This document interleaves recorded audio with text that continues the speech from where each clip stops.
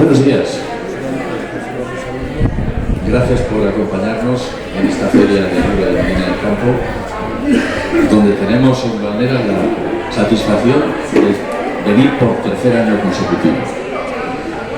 Y este año venimos a presentar a una autora nueva, dentro de una colección Bandera Literaria que lleva publicados ya 43 títulos de 26 autores, yo lo estuve mirando, y 10 autores de esos 26 publican o han publicado con nosotros su primera obra, bien fuera novela o bien fuera cuento.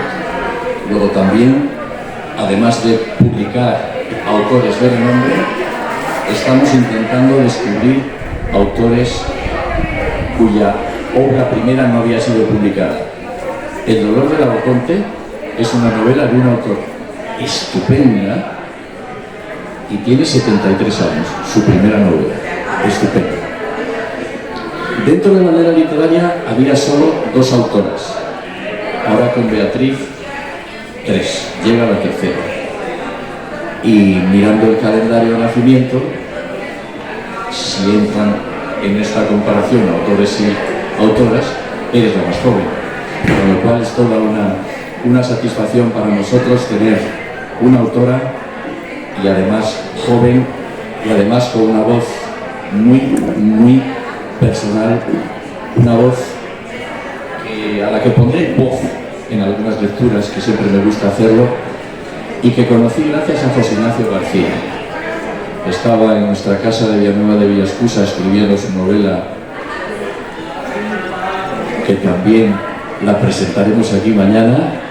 No voy a decir el título, porque quizá la gente no lo sepa. Y entonces me dice, oye, mira, me ha mandado Beatriz Sanz Abandía, que es una chica joven, que yo creo que escribe muy bien, he hecho unas cuantas catas en su novela, mira a ver si la puedes leer profundamente y a ver qué te parece. Yo creo que no tardamos una semana en contestarte, o en decidir, igual en contestarte tardamos más. No es lo habitual, porque el problema que tenemos los editores es la cantidad de manuscritos que recibimos, y los editores pequeños, al final no nos engañemos, somos 2, 1 o 2 en casa, no tenemos lectores, tenemos que hacerlo todo nosotros. Es una ventaja, pero también una desventaja. Entonces, Mudar de piel es la primera novela de Beatriz, la autora más joven de Bandera, a la que pido que nos cuentes de qué trata Mudar de piel. Ya sé que trata de muchas cosas, pero bueno, un argumento que estás enseñada a hablar en la radio y a tener que sintetizar. Bueno, Mudar de piel cuenta la historia de Berta. Bueno, buenos días y gracias por venir. Cuenta la historia de Berta, a la que en la primera página de la novela se nombra de padre. Entonces no es spoiler porque pasa al principio. No, pero eso lo dices para evitarte una pregunta que te voy a hacer yo luego. No, yo voy a preguntar. Sí, no. Ya verás cómo dices. Y entonces a partir de ahí le empiezan a pasar muchas cosas que ella no controla. Se empieza a explicar también pasajes de su vida pasados, que nunca tuvo respuesta para todas las preguntas que se le planteaban, y empieza a responderlas a raíz de todo lo que se desencadena con esa muerte. Creo que lo que le pasa a Berta es que no controla ella tiene la sensación de que no controla nada en su vida, que todo depende del resto de personas, de su madre, de su hermana, de su expareja, etc. Y decide centrarse de una manera un poco extraña, que es controlar al vecino. ¿No? Es la única parte de su vida que ella decide hacer de una manera muy extraña, que es vigilando a su vecino, que le provoca profunda curiosidad, que es un personaje del más anodino, pero ahí está ella controlando sus movimientos. Y los controla precisamente porque ha tenido un desengaño amoroso con una persona a la que solo la conocemos por él, con mayúsculas, además siempre con mayúsculas. Él que ha dejado una huella enorme. No sabía entrar en detalles. El primer polvo estaba dentro de una nebulosa, confundido ya entre tanto encuentro. Las caricias, las posturas, las miradas se mezclaban con otras muchas que vinieron después. pero sí podía precisar que de pronto fue consciente de una triste certeza. Hacer el amor, follar o como quiera que se llamara aquello, nunca sería igual de lo que hubo con él. No había misticismo ni idealización, simplemente la idea clara de que pasara lo que pasara desde ese día, fuera con quien fuera, no tendría nada que ver con lo que hubo en el pasado. Él tiene mucha importancia, desde luego, y además él, creo, que tenía una diferencia de edad bastante considerable con ella. No vamos a desmembrar la novela, pero bueno, ya han visto ustedes un poco el estilo, pero voy a leerles de una parte mucho más poética, si es que esta no era poética. Sí, él tiene mucho peso, es una de esas cosas que le han pasado a Berta y que no sabe muy bien por qué han ocurrido, ¿no? Esas decisiones que afectan mucho a tu vida pero que no dependen de ti. Es un poco por donde viene el título de la novela, ¿no? Para mí mudar de piel es el momento en el que te pasa algo que cambia tu vida. Puede ser a mejor o puede ser a peor, pero ese momento de lucidez que tienes en el que sabes que lo que va a venir después ya va a ser otra cosa distinta, que tu vida ha cambiado. Me recuerda mucho, y creo que se cita en la novela, a la canción ¿Quién me ha robado el mes de abril? De Sabina. A mí me gusta mucho esa canción. Entonces, bueno, ya sabes lo que pasa con las canciones, que con los libros, me imagino, los autores las escriben para contar una historia, pero luego la gente se hace su propia composición, ¿no? Un poco me imagino que también pasará con los libros. Para mí, Quien me ha robado el mes de abril es una canción que cuenta historias muy profundas en una sola línea. Para eso Joaquín Sabina es muy bueno, cuenta esos momentos en los que, bueno, pues eso, tu vida cambia radicalmente, ¿no? Entonces, esa metáfora de mudar de piel, es decir, yo soy la misma persona, pero algo ha pasado y me ha cambiado, externamente e internamente. Es curioso de Sabina, ¿verdad, José Ignacio? Porque también en esa novela cuyo nombre no vamos a desvelar, aparece Joaquín Sabina y se cierra con una letra de Joaquín Sabina. ¿Sí? Es coincidencia, debe ser.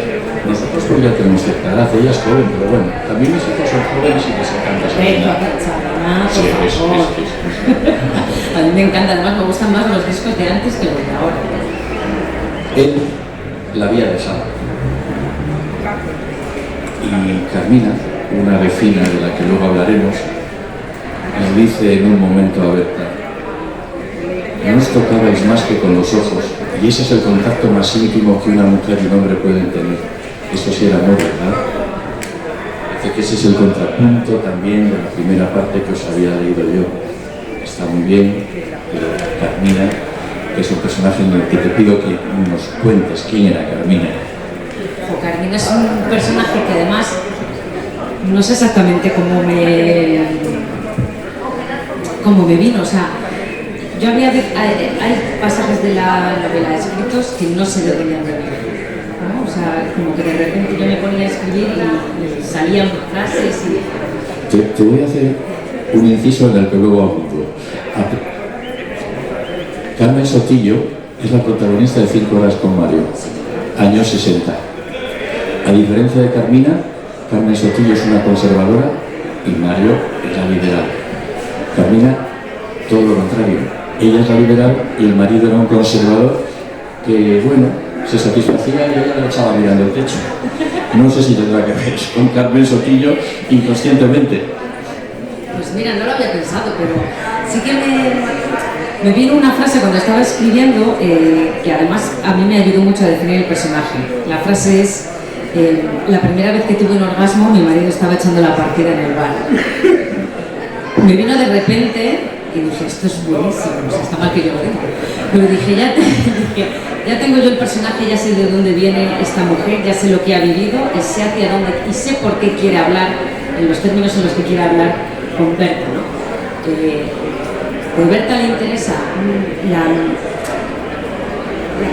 yo no sé si la parte más sexual, ¿no? O sea, ella está muy interesada en hablar de sexo con Berta, pero yo creo que es una manera de reivindicarse todo lo que ha vivido y todo lo que no pudo vivir.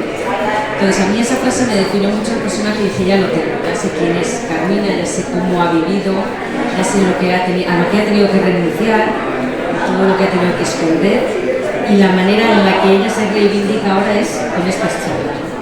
Sí, es que es un encuentro entre dos mujeres de una etapa muy diferente de la historia de este país. Carmina, desde luego, que quería encontrar en Berta explicaciones. ¿Tú te masturbas, Berta? La dice un día, ¿no? Y entonces a partir de ahí pues ya empieza a hablar de Pepe, su marido. Dice, a su aire se lo pasaba muy bien, pero después de terminar yo miraba al techo, hasta que llegó Augusto. Augusto fue tremendo. Pues yo te digo que Carmina y Carmen Sotillo para mí son la inversa, ¿eh? Porque Carmen Sotillo al final casi confiesa que ha estado a punto de engañar a Mario, pero ella es la conservadora y Carmina es todo lo contrario. Y sigue engañando, ¿qué demonios?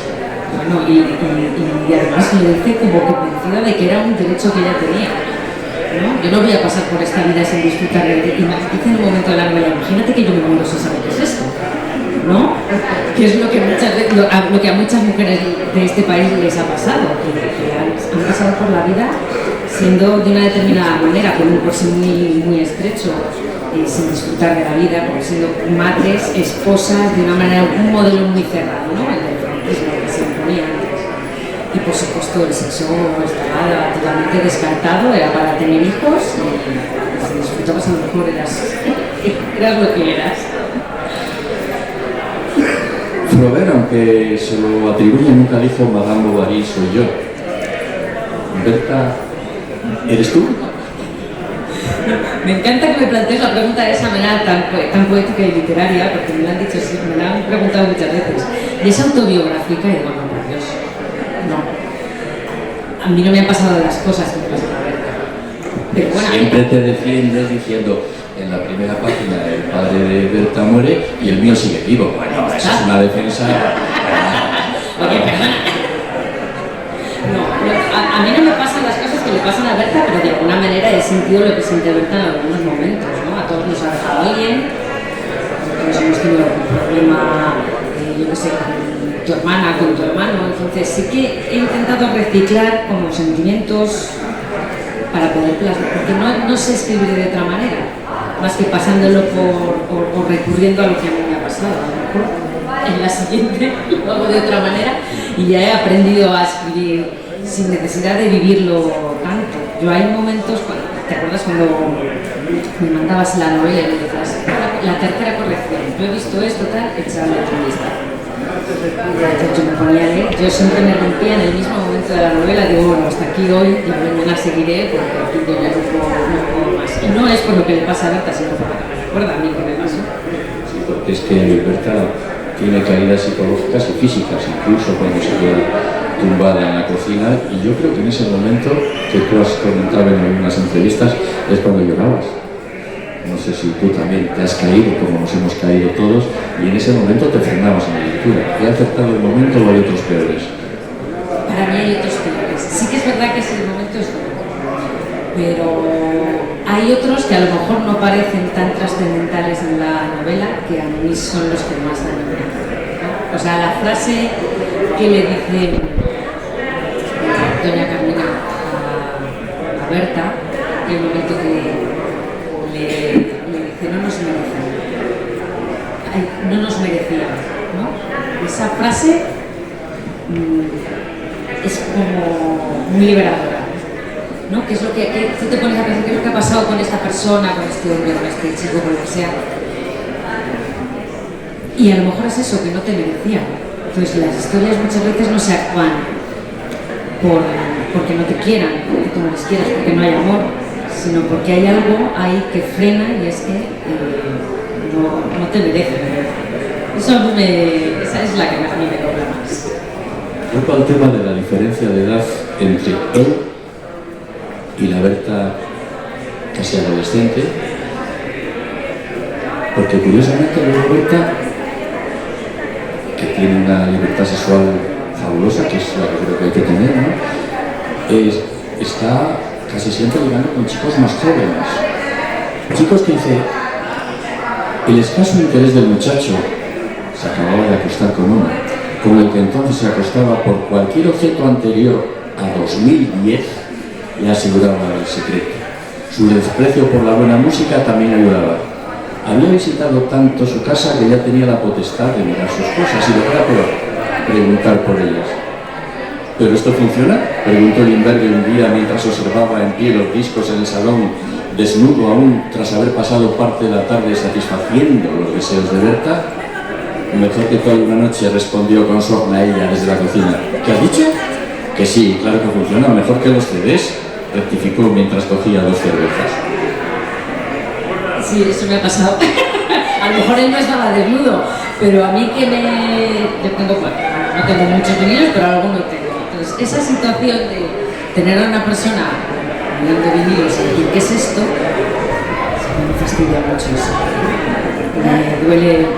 O que te pregunten, ¿y este quién es? Pues, madre mía, es John Lennon. A mí me fastidia muchísimo. Por favor, hay que mirar para atrás un poco también. Si eso lo veo fatal. Pues por eso, porque son situaciones que a mí me pueden.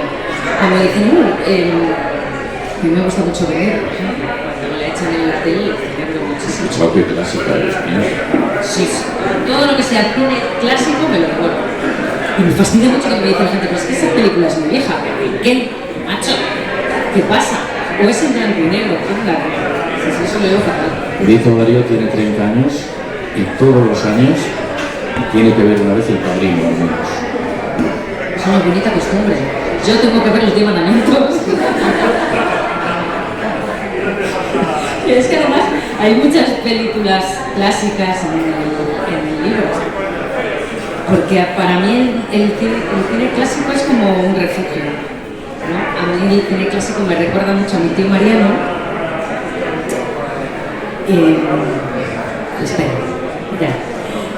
Que me voy a emocionar y no quiero. Mi tío tenía un vídeo, un reproductor de vídeo, que no era un beta, era un sistema 2000. O sea, era un armatoste así enorme, y las cintas tenían cara A y cara B. Era un montón. Entonces él tenía una agendita con una caligrafía preciosa, con la cinta cinta de Hugo Vallis. Y entonces para mí y para mi hermano era muy habitual y muy normal ver esas películas. El sábado por la tarde decías, ¿qué vas a ver? ¿Qué vemos hoy? Tarzán, la buena, la de Johnny Weissmuller, ¿no? O Robin Hood, me gusta mucho ver Robin Hood. Claro, el nombre de Delfín, que era su error. Pero bueno, quiero decir que para mí el cine es muy... El cine clásico a mí me hace sentir bien, me hace sentir seguro, porque me trae recuerdos de... Y porque hay otra cosa que pienso, que esto es una tontería absoluta, que a mí me fastidia mucho que se olvide ese cine. Y a esos actores y a esas actrices que a mí me fascinan y me maravillan, y me fastidia mucho que la gente no los conozca, ¿no? Bueno, es una tontería y he querido reflejar, vamos, me salían referencias sin querer, tampoco están forzadas, pero estoy contenta de que estén en el libro, sino por si, mira, el otro día una amiga me manda una foto y me dice, ¿tenías que meter a Hitchcock en el libro? Y digo, pues, ¿por qué no? Siempre viste. Toda la novela, cuando Beatriz iba a decir, cuando Berta está controlando al vecino, es la ventana indiscreta en el fondo. Me encanta la ventana indiscreta, sí. No, pero lo hice fíjate que lo hice sin darme cuenta, o sea, ella, aquí viene cuando hablo de José Ignacio. Yo empecé a escribir por este señor que se llama José Ignacio García. Vamos, yo siempre he escrito, o sea, a mí siempre me ha gustado mucho escribir.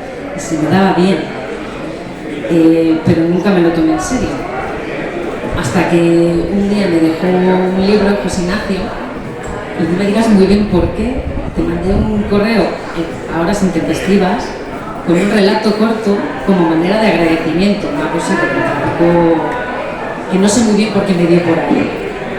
Y entonces a partir de ahí él y yo desarrollamos una relación que yo le mandaba relatos y él me decía, está muy bien, tienes que seguir, y él siempre me animó.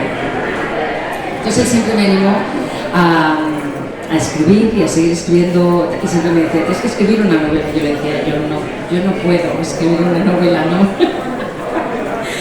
Y por eso escribí esta novela. Y en el momento en el que yo decido que es una mujer que se sucesiona con un vecino, yo estaba mirando, vamos, yo estaba en casa con quien era mi pareja entonces. Yo ya había empezado a escribir algo, pero no sabía muy bien dónde iba. Y entonces me dice el muchacho: ¿qué perrito más bonito tiene el vecino? Y yo le contesté: es muy pronto para que lo saque a pasear, no es la hora. Y digo: ¿qué pasa? ¿Sabes a qué hora? ¿Que controlas al vecino? ¿Le estás vigilando? Y yo: no, vigilarle no, pero sé más o menos que es la misma hora a la que yo salgo aquí a leer, a echarme mi cigarrete, mi cerveza, y coincide más o menos. Y entonces ahí dije: ostras, ya tengo una historia. Y ya las 4 páginas o las 5 páginas que tenía escritas ya sabía yo para dónde tenía. Yo no soy Berta, La cerveza, los pepinillos, los frutos secos, la ventana que se ve, cómo se te escapa una crítica en una línea. Me he imaginado el piso del apartamento en las afueras de una ciudad, abre la ventana y huele a purines, pero dice: no, posiblemente sea mi olor interior. O sea, queda así, como muy de pasada, que llegaba un olor allí, es el gran problema que estamos teniendo ahora también, y apura las cervezas. Apurando la tercera y con la cuarta ya sobre la mesa, cerveza siempre en botellín, observó paciente cómo se dirigía a la siguiente fase cuando se le aflojaba la lengua, cuando algo en su interior se destensaba y le llovía por dentro la valentía para hablar y la tremenda vulnerabilidad para escuchar. Y no ocurría esto solamente en compañía de otros, aunque debía reconocer que con 4 cervezas en el cuerpo y subiendo, había hecho las más íntimas confesiones a probablemente gente que no se mereciera ni la receta de unas galletas de chocolate. Bebe, vigila, pero es que esa bebida también le lleva a hablar y a contestar. Y dice en un momento esa voz interior: no le diste una segunda oportunidad porque no le quisiste lo suficiente. Si tú no lo hubieras provocado, das pena, estás floja, puta, borracha, mentirosa. Tardó mucho tiempo en darse cuenta de que en su mente era la voz de su madre la que le decía esas cosas. Qué diferencia entre la madre y el padre, ¿no? Habla. No sé, ¿cuál es la pregunta? Es que estamos esperando la novela, que hay una tensión enorme entre la madre y la hija, que al final se desvela. Sí, fíjate, ese giro yo no me lo esperaba tampoco. Bueno, pues por aquí vamos a tirar, está bien. Sí, hay una tensión entre Berta y su madre, que ella no sabe muy bien de dónde viene, ¿no? Y entonces es otra de las cosas que se desencadenan, lo que tú ves desde el principio, cuando esa la muerte del padre, la llegada del hospital, y hay una diferencia muy clara entre una hermana y otra, ¿no? Cómo se comporta la madre con una y cómo se comporta la madre con otra. Entonces ahí hay un conflicto que se explica después en la novela, que no creo que sea, espero que no sea muy habitual, pero sí que es verdad que las relaciones entre madres y hijas son más conflictivas que las madres entre hijas y padres. Eso es así, viejos, lugar ya escribió lo suyo, etcétera, etcétera. Entonces, bueno, pues otro de los conflictos que están en los que ella se abre el canal, ¿no? O sea, Berta va con todo, en todos los aspectos de su vida, porque yo creo que está harta ya de que le pasen cosas y que le vayan resbalando y que ella no pueda decidir, ¿no? Lo que decíamos al principio, al final ella lo que quiere es poder tomar cartas sobre el asunto. Y lo que elige es lo que elige, el famoso vecino, y lo demás le va viniendo y hay veces... No queremos estar muchísimo más tiempo, vamos a pasar luego a ustedes la voz para que pregunten, porque aprendí de joven que los discursos breves mueven el corazón y los discursos largos mueven el culo. Y lo último que pretendemos nosotros es que ustedes empiecen a moverse. Pero lo consulté con José Ignacio, lo consulté con Inés, con mi mujer, y me dijeron: es que tú ya eres muy mayor. El final es que es abierto. El final me has dejado... Claro, porque al final esto es como lo que hacía Hitchcock en las películas. Al final la relación con el vecino no es tan importante, si te das cuenta. O sea, lo que pasa con el vecino, bueno, es, digamos, la música de fondo del libro. Al final lo importante es las otras cosas, ¿no?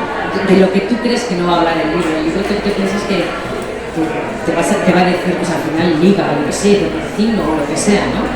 No les voy a llevar al final porque si tienen que ir a nuestra caseta, si abren la última página ya lo ven. Pero es que ese final me ha dejado a mí. Ya sé que estás un poco enfadado.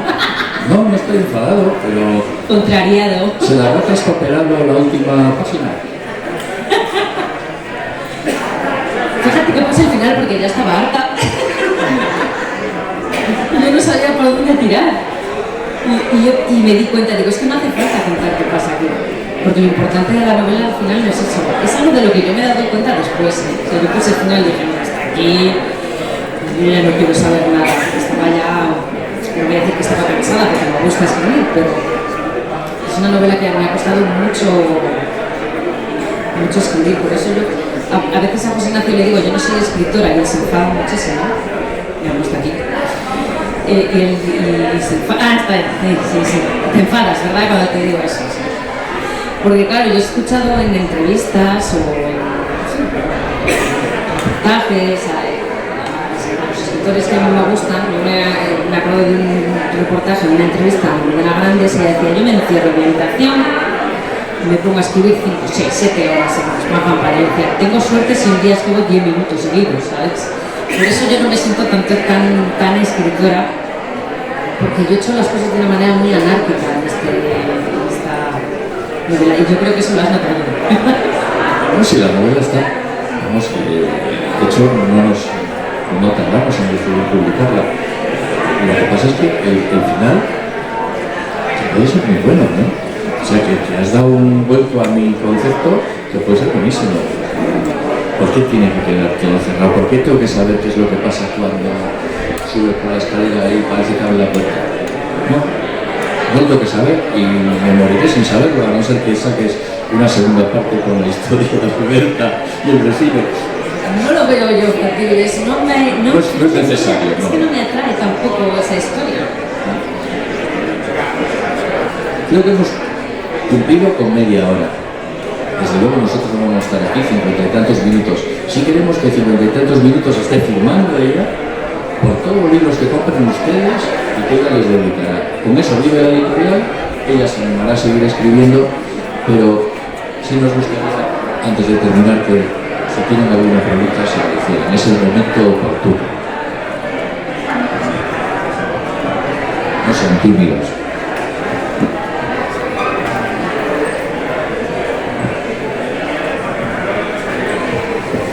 Gracias.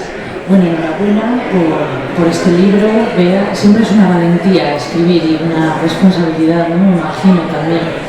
Y bueno, pues una faceta más de comunicación de las que yo conocía de ella. Una curiosidad, si no se destripa mucho la historia, porque bueno, quizá hay personajes que se te vienen a la cabeza de relaciones de una mujer muy joven con un hombre maduro, ¿no? Hay menos casos tanto en la vida real como en la literatura de lo contrario, de una mujer adulta y un joven enamorados, teniendo relaciones y tal. Y bueno, un poco mi pregunta es ¿por qué? Si es por algo o bueno, o surge y tiras del hilo. Si hay algún tipo, si eso no desvela mucho, de crítica a esas situaciones, ¿no? No crítica de una manera moral, de no te enrolles con chicas jóvenes o no te enrolles con señores mayores, sino de crítica a veces a que hasta que llegues a la conclusión de que no te merece, estás todo el rato en la conclusión de tener que llegar a ese nivel, ¿no? Y ya está. Bueno, yo cuando empecé a escribir no tenía muy claro cómo era él, pero le tenía que ubicar y le tenía que meter en la vida de Berta de alguna manera, y quizás la manera más sencilla era, bueno, subiendo al padre de Berta. Pero sí que es cierto que las relaciones entre hombres y mujeres de edad en el que el hombre es más mayor y la mujer es más joven, es lo habitual, es lo habitual porque también nos han criado así. Buscar a alguien, buscar protección, buscar seguridad, ¿no? Bueno, esas cosas. Tampoco creo que haya una crítica ahí. Ha salido así porque lo he visto muchas veces. O sea, es muy habitual, bueno, es habitual y además en todas las facetas, en cualquier película que vemos, ¿no? Es muy habitual ver actores muy maduros con chicas jóvenes. Pones el telediario y es lo mismo, pues Matías Prats, que está que se cae, o sea, que bien, ok Matías, pero sí, Matías ya tiene una edad y al lado siempre tiene una mujer joven, porque eso no chirría, lo que chirría es lo otro, ¿no? Y entonces ya, Joan Collins, que se lía con jóvenes, ¿sabes? Y entonces ahí ya es otra historia. Yo no tengo problema, mi pareja tiene 10 años menos que yo. O sea que yo estoy haciendo mi parte por dar la vuelta a la historia, mirar a ver qué hacen los demás. Pues bien, pues genial, claro que sí. Este está conmigo.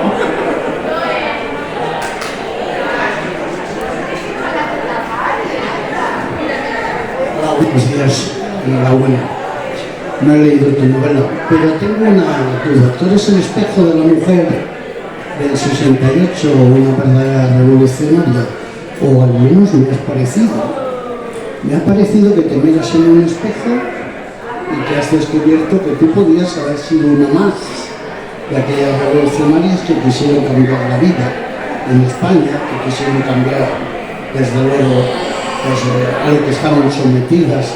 Me da la sensación de que tú has añadido un número más, que eres tú, y que quieres revolucionar un poco la sensación de una mujer que puede pensar de forma totalmente diferente, pero que en cambio que se adapta mucho más a este siglo que a aquello. O sea, que has hecho una verdadera transformación donde tú misma te has mirado en un espejo y has dicho, sí, estás aquí. Me encantaría ser como doña Carmina. Sí. Me encantaría ser así de libre y tener un perrito también. Me encantaría terminar, ¿no?, en los últimos días de tu vida o la última fase de tu vida siendo tan libre y tan... Pero bueno, yo creo que es algo a lo que todo el mundo llega, ¿no? Yo creo que llega una edad en la que ya te da un poquito ya más igual todo.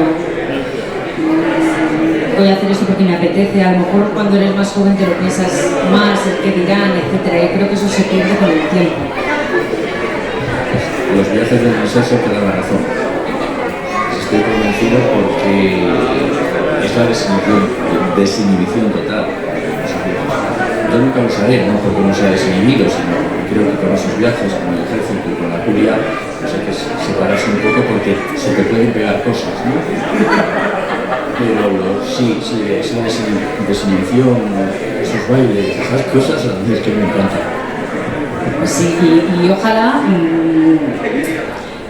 más personas reivindicando la figura de mujeres así y recordando que las mujeres mayores también han tenido y tienen una sexualidad, han tenido una vida que muchas veces no las han dejado desarrollar plenamente en todas las facetas, y ojalá más reivindicar a esas mujeres mayores que han pasado en silencio por la vida porque se lo han impuesto y tienen mucho que decir.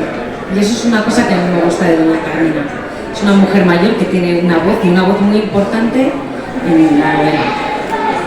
Me da la sensación, y perdóname que haga esta pequeña interrupción, de que tú a los silencios les quieres dar capítulos.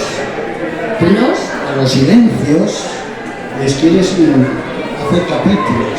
Este ha sido el primero, pero yo creo que tu segundo libro va a ser otro capítulo de esos silencios escondidos. Es usted muy listo. No, lo digo de verdad. Sí. Tiene usted una buena intuición. No me lo ha dicho ni la mejor de mis amores. Oye, tenía que llegar a alguna mujer que me lo pudiera decir. Claro que sí.